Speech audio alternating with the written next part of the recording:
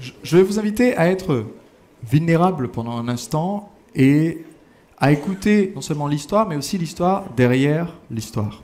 J'ai eu, quand j'étais en Guadeloupe, donc avant de venir vivre en France faire mes études, j'ai eu une éducation où je suis allé au catéchisme. Alors, certains enseignants de catéchisme m'adoraient parce que je posais plein de questions, d'autres ne me supportaient pas parce que je posais plein de questions. Mais un des textes qui m'a beaucoup marqué, parce que pour moi, la Bible, c'est un des plus anciens livres d'histoire du monde, et chaque histoire derrière essaye d'enseigner quelque chose. Et donc, j'essayais toujours de comprendre l'histoire derrière l'histoire. Là où on essaie de montrer aux gens, ok, donc c'est intéressant, on peut marcher sur l'eau si on a la bonne technique. Moi, j'essayais de comprendre, ok, qu'est-ce qu'on a vraiment voulu dire? Est-ce que c'est pas juste une métaphore? Et peut-être qu'on a voulu dire quelque chose.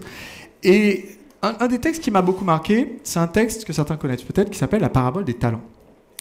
Le talent, dans l'Antiquité, c'était une pièce de monnaie en métal qui pouvait peser jusqu'à 30 kilos. Je m'imagine à peine les portefeuilles de l'époque, voilà, qui pouvaient être assez conséquentes, mais c'était une pièce de monnaie. Et dans cette parabole des talents, c'est l'histoire d'un maître de maison qui s'en va en voyage et qui appelle 3 de ses visiteurs avant de partir en voyage, et il leur dit, écoutez, je vais vous confier à chacun de l'argent selon ce que j'estime être vos capacités, et je veux que vous fassiez fructifier cet argent pour que quand je revienne, je sois fier de vous. Donc il appelle un premier serviteur et lui dit, voilà, je te remets 5 talents, fais du mieux que tu peux avec cette somme. Au deuxième qui vient, il lui dit, je te remets 2 talents. Et au troisième qui vient, je lui dis, je te remets 1 talent. Allez, bon courage. Et ensuite, il part en voyage. Et quand le maître revient, il appelle ses 3 serviteurs et dit, voilà, je suis de retour, dites-moi ce que vous avez fait de l'argent que je vous ai demandé d'investir. Le premier serviteur revient plein d'enthousiasme et dit, écoute maître, avec tes 5 talents, je sais que tu es quelqu'un qui veut toujours voir un retour, quelque chose de concret. Je suis allé investir tes 5 talents, j'ai acheté, j'ai revendu, je suis revenu aujourd'hui, j'en ai 10, donc 5 de plus que ton investissement initial. Qui pense que c'est génial? Ouais. Donc le chef lui dit, c'est génial, on va faire la fête, voilà, c'est formidable, merci, j'ai eu raison d'avoir confiance en toi. Le deuxième arrive et dit, écoute, je sais que tu es quelqu'un qui veut toujours un retour, qui est très scrupuleux, ce genre de choses, donc j'ai pris les 2 talents, j'ai fait avec ce que j'avais, je les ai investis, j'ai acheté, j'ai revendu, et aujourd'hui, j'ai 4 talents, 2 de plus qu'à l'origine, j'ai doublé ton investissement. Le chef dit, c'est génial! Et donc, il dit, on va faire la fête. Le troisième arrive, il dit, bon, alors je sais que tu es extrêmement sérieux sur toutes les questions liées à l'argent, etc. Donc, j'ai eu très très peur de perdre ce talent que tu m'as donné. Donc, je suis allé l'enterrer dans le jardin. Et là, je viens d'aller le déterrer. Voici ton talent. Et là, celui-là, on l'a jeté dehors. Alors, vous allez me dire, mais c'est injuste déjà. Pourquoi, à la base, on n'a pas donné la même somme à tout le monde?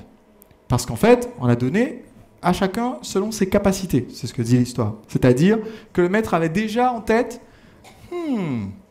peut-être que celui-là a plus de chances de m'apporter davantage. Alors maintenant, si vous mettez votre chapeau d'entrepreneur et qu'on va chercher l'histoire derrière l'histoire, il y a plusieurs choses à retenir là. La première, la vie est injuste à la base, on vous donne des choses différentes des autres. C'est comme ça. Vous allez être assis à côté de quelqu'un, vous vous ramez pour avoir des prospects, et lui, par chance, c'est le fils de quelqu'un qui a 10 000 personnes et qui lui a donné sa base de clients. Voilà, bon, on démarre comme ça démarre toujours comme ça. Maintenant, vous pouvez choisir d'être celui qui se plaint d'avoir eu moins que d'autres au départ, ou alors vous pouvez choisir d'être celui qui est inspiré par les résultats des autres, et qui va, avec ce qu'il fait, avec ce qu'il peut, faire davantage.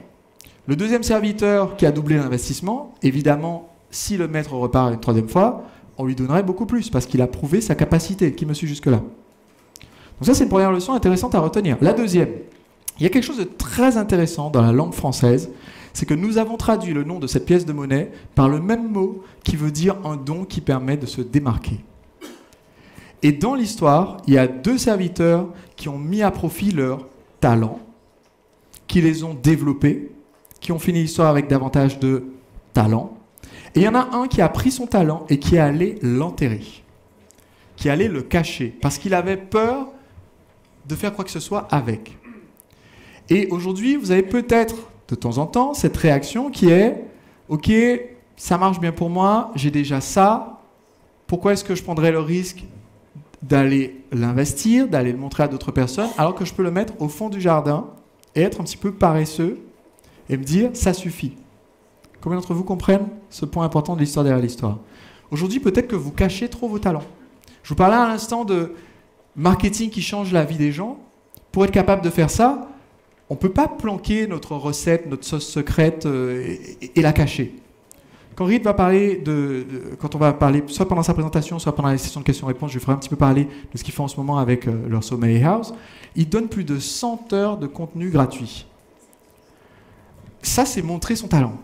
Montrer le talent des autres. C'est montrer leur expertise, montrer ce qu'ils ont à partager. Ils changent les vies des gens gratuitement. Et c'est pour ça qu'ils amènent des dizaines de milliers, des centaines de milliers de personnes à venir et à revenir encore et encore. Donc, pendant que vous écoutez la présentation de Reed, je veux que vous soyez attentifs toujours, non seulement à l'histoire, mais aussi à l'histoire derrière l'histoire.